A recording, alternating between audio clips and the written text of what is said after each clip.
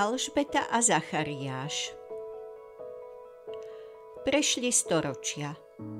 Júdsko už znova dobili a stalo sa časťou Rímskej ríše. Pomenovali ho Júdeou a zostalo oddeleným kráľovstvom, nad ktorým vládol židovský kráľ Herodes. Skutočná moc bola však i naďalej v rukách rímskeho vladára. Počas Herodesovej vlády žil v Júdsku kňaz menom Zachariáš. On a jeho žena Alžbeta milovali Boha a zachovávali jeho prikázania, ale boli smutní, lebo nemali deti.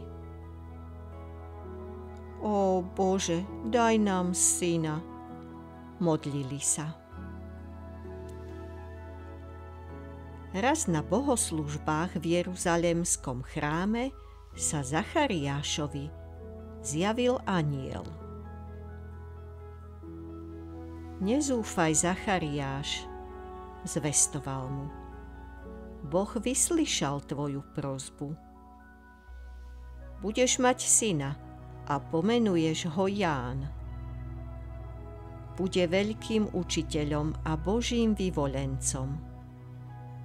Vstúpi doňho duch proroka Eliáša a ako jeho nasledovník znova prinavráti ľudí k Bohu a pripraví ich na príchod nášho Pána.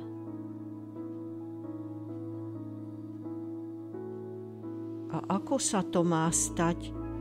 Spýtal sa Zachariáš. Na syna sme už pristarí. Ja som Gabriel, odvetil anjel, a poslal ma Boh. Ale pretože pochybuješ o jeho slovách, onemieš a neprehovoríš dovtedy, kým sa nesplní vôľa Božia.